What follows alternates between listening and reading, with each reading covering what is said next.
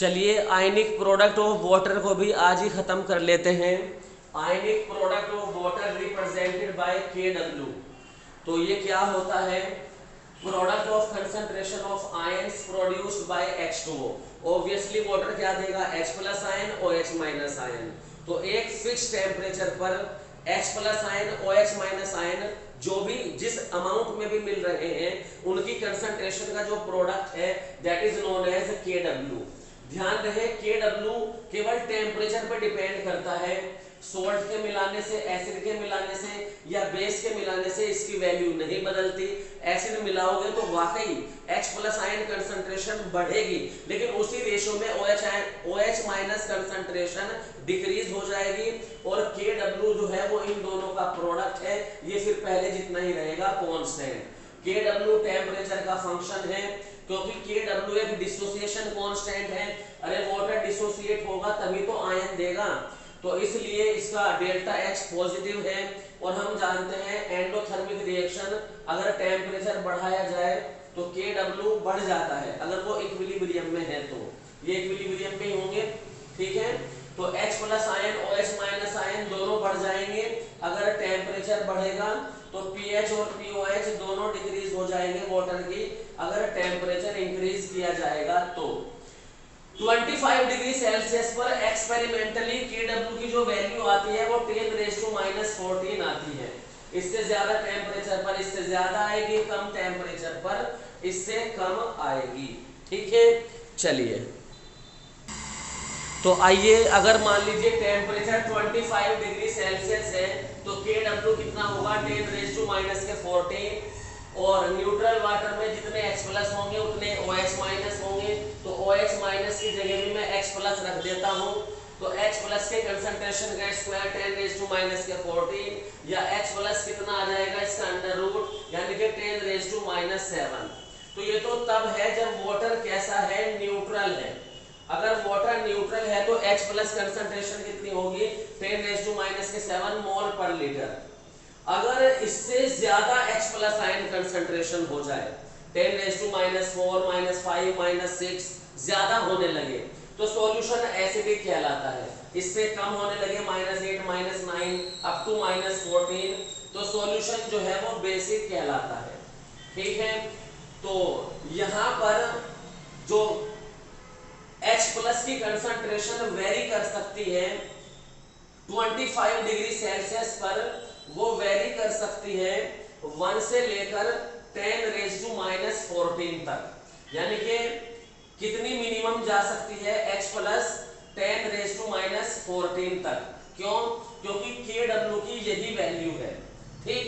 अब इसे अगर मैं pH में बदलना शुरू कर दूं तो यहां से आप देख सकते हैं कि अगर H प्लस आयन कंसंट्रेशन 10⁻⁷ है तो pH कितनी हो जाएगी?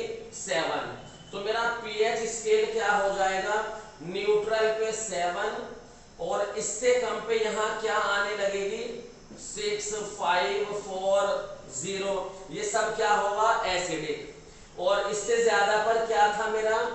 इससे ज्यादा पर मेरा H आयन कंसंट्रेशन 10⁻⁸ -9 था, तो pH भी क्या आने लगेगा?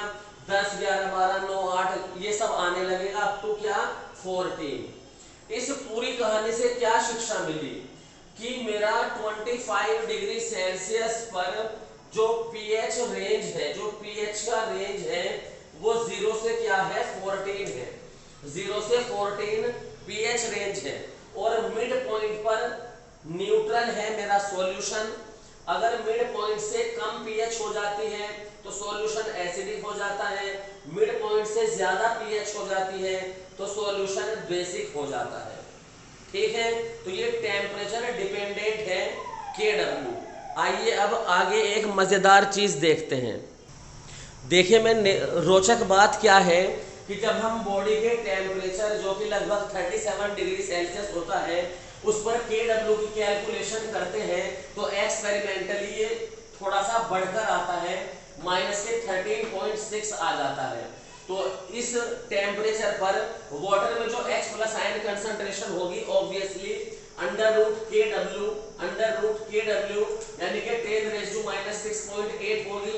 अरे पहले भी तो अंडर रूट KW किया था हमने, 10⁻14 का अंडर रूट लिया था, तभी तो वो -7 आया था।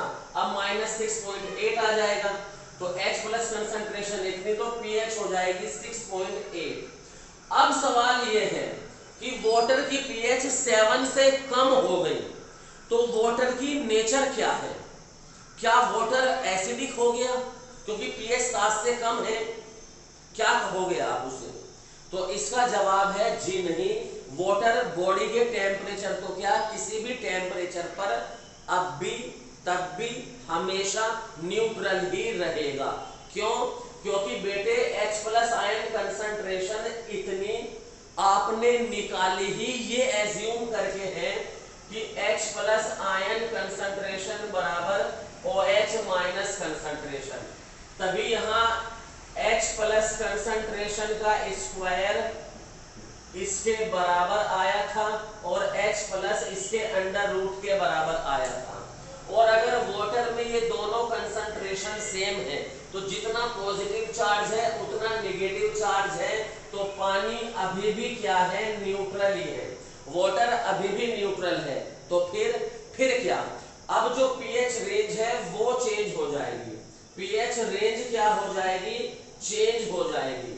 अब 0 से 13.6 तक pH रेंज चली जाएगी, न्यूट्रल होगी मिडिल पॉइंट 6.8 पर। अगर यहां से कम pH होगी, 6.8 से कम pH होगी तो सॉल्यूशन एसिडिक होगा, 6.8 से ज्यादा pH होगी तो सॉल्यूशन बेसिक होगा। तो बताओ मुझे, बॉडी इस तरह से सवाल आ सकता है कि बॉडी के टेम्परेचर पर Kw 10⁻13.6 है, तो एक ऐसे सॉल्यूशन पर नेचर पर कमेंट करो, एक ऐसे सॉल्यूशन की नेचर पे कमेंट करो जिसकी pH 7 है, जिसकी pH 7 है। तो बच्चा क्या सोचेगा? ओहो 7 है, ये तो बड़ा आसान है, 7 मतलब न्यूट्रल लिख के आएगा। लेकिन नहीं बेटे, टेम्परेचर चेंज हो चुका है, pH रेंज चेंज हो चुकी है। अब 6.8 से अगर ज्यादा pH हुई, 7 तो दूर, अगर 6.9 भी हुई तो मेरा सॉल्यूशन बेसिक होगा। आंसर है सॉल्यूशन इज बेसिक। ओके, चलिए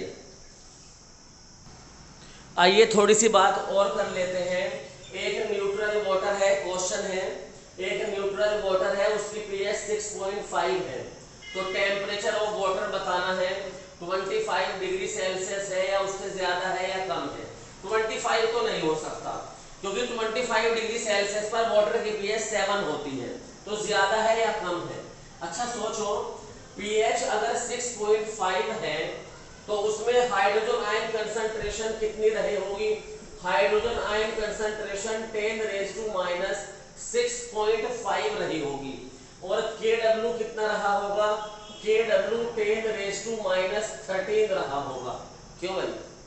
अरे इसका अंडर रूट ही तो H आयन कंसंट्रेशन होता है, H आयन कंसंट्रेशन बराबर अंडर रूट Kw। तो H आयन कंसंट्रेशन अगर 10⁻6.5 है तो इसका स्क्वायर करोगे तभी तो Kw मिलेगा। अरे इतना मैथमेटिक्स तो आता होगा यार।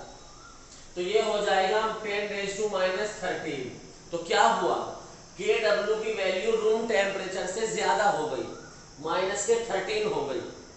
तो Kw बढ़ा है तो टेम्परेचर भी तो बढ़ा होगा ना, तो टेम्परेचर की वैल्यू 25 डिग्री सेल्सियस से ज्यादा रही होगी। ज्यादा कंफ्यूज मत होइए प्लीज, सब कुछ Kw का खेल है। Kw एक्सपेरिमेंटल चीज है। 25 डिग्री सेल्सियस पर न्यूट्रल वाटर की pH 7 है, बॉडी टेम्परेचर पर 6.8 है। टेम्परेचर के बदलने से pH रेंज बदल जाती है, हमारा एसिडिक और बेसिक सॉल्यूशन का क्राइटेरिया बदल जाता है, लेकिन जो वाटर की नेचर है वो फिर भी न्यूट्रल ही रहती है। पूरी समरी ये है, इसके अलावा कुछ भी नहीं है। अगर यहाँ पर H प्लस कंसंट्रेशन 10⁻6.5 है तो सोच के देखो, अपना मैथमेटिक्स लगा लो, Kw इतना आएगा कि नहीं? अरे बेटे जब H प्लस इतना है तो OH माइनस भी तो इतना होगा। तो यहाँ पर Kw क्या होता है? H plus into OH minus. तो इन दोनों की मल्टीप्लाई करके तभी तो -13 आएगा। ठीक है, आई होप इतना मैथ आप समझते होंगे। मूव करते हैं आईआईटी के एक बेहतरीन सवाल पर जिसकी हमें जरूरत पड़ेगी अभी। Calculate molarity of pure water. ठीक है, कुछ नहीं दिया तो लेट, ये सॉल्यूशन देखिए, वॉल्यूम ऑफ वाटर 1 लीटर मान लेते हैं, उससे हमें सुविधा रहेगी। वैसे आप जितना चाहे मान सकते हो। 1 लीटर मतलब 1000 ml, मतलब क्योंकि डेंसिटी वाटर की कितनी है 1 ग्राम पर क्यूबिक सेंटीमीटर, तो ये हो जाएगा 1000 ग्राम। तो 1000 ग्राम वाटर दिया है मुझे, इसका मतलब ये हुआ, अरे मैंने वाटर का वॉल्यूम 1 लीटर माना, 1 लीटर मतलब 1000 ml, 1000 ml मतलब 1000 ग्राम, तो एक तरीके से मुझे वाटर का मास 1000 ग्राम मिल गया। तो यहाँ से मोल्स ऑफ H2O कितने होंगे, वेट ऑफ वाटर अपॉन 18 कितने होंगे 55.55। लेकिन ये जो मोल है वाटर के मोल, ये तो 1 लीटर पानी में है, और 1 लीटर पानी में जितने मोल होते हैं वही तो मोलैरिटी होती है। तो इसलिए वाटर की मोलैरिटी कितनी होती है 55.55। ये एक इंपॉर्टेंट रिजल्ट हमारे सामने आया। आइए अब जो है calculation of DoD of pure water भी कर लेते हैं, degree of dissociation of pure water. मैंने कहा था किसी भी सवाल में इस चैप्टर में अगर कंसंट्रेशन किसी आयन की लेनी है तो निश्चित होकर सी अल्फा ले लो। तो प्योर वाटर की भी HIN कंसंट्रेशन मैंने सी अल्फा ली, सी मैंने अभी कैलकुलेट करी वाटर के लिए मोलैरिटी 1000/18, IIT 2004 का सवाल कराया, तो अल्फा कितना हो जाएगा 18/1000 इंटू H प्लस कंसंट्रेशन। ये मैंने इस फॉर्म में इसलिए लिखा है क्योंकि आपको जिस टेम्परेचर पर निकालना है उस टेम्परेचर पर वाटर में जो H प्लस कंसंट्रेशन है वो यहाँ रख दो, उस टेम्परेचर पर वाटर का अल्फा मिल जाएगा। मान लीजिए मुझे रूम टेम्परेचर पर 25 डिग्री सेल्सियस पर निकालना है, तो 25 डिग्री सेल्सियस पर H प्लस आयन कितना होता है, सबको पता है कितना होता है, अभी अभी मैंने भी बताया 10⁻⁻7 होता है कि नहीं। तो भैया ये कितना आ जाएगा 1.8 इंटू 10⁻⁹। देखो कितना कम है, कितना आ जाएगा 1.8 इंटू 10⁻⁹, या अल्फा परसेंटेज कितना आ जाएगा 1.8 इंटू 10⁻⁷%, इतना आ जाएगा। अच्छा जी, ये तो बहुत कम आया है। हाँ जी, इतना ही कम आता है। ठीक है, तो अल्फा परसेंटेज इतनी है, अल्फा इतना है, एक बार आप देख लो, नोट कर लो। अच्छा, मैं इसे ऐसे भी लिख सकता हूँ क्या, 1/55 इंटू 10⁻⁶। देख लो, सोच लो, लिख सकता हूँ क्या,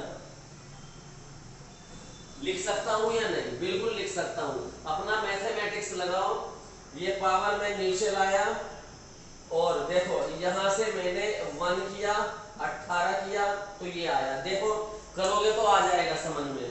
मैं केवल क्या कहना चाहता हूं, एक स्टेटमेंट बोलना चाहता हूं। ये स्टेटमेंट है कि वाटर के 555 मिलियन मॉलिक्यूल में से केवल एक मॉलिक्यूल डिसोसिएट होता है। तो वाटर कितना बैड कंडक्टर है, कितना बैड इलेक्ट्रोलाइट है, यहीं से अंदाजा लगाओ। देखो सवाल तो ऑप्शन अगर अल्फा के आए तो ये मिलेंगे आपको पेपर में, लेकिन स्टेटमेंट ये भी आ सकता है। तो मैंने इसलिए ये कलाकारी करी है थोड़ी सी मैथमेटिकल, कि आउट ऑफ, मैं देखो लाइन बोलता हूँ किताब की, only 1 molecule of water out of 555 million molecule dissociate. किसी किसी किताब में 556 मिलियन लिखा हुआ है। तो यहाँ से ये कंक्लूजन हमने निकाले और KW के बारे में हमने काफ़ी कुछ पढ़ा। आई होप इस वीडियो से आपको वाटर के बारे में, pH स्केल के बारे में, एसिडिक और बेसिक नेचर के बारे में काफ़ी आइडिया मिला होगा, काफ़ी जानकारी मिली होगी। अगर आपको ये वीडियो अच्छा लगा तो शेयर कीजिए, कमेंट कीजिए और मेरा चैनल प्लीज़ सब्सक्राइब कर लीजिए। Okay, thank you so much.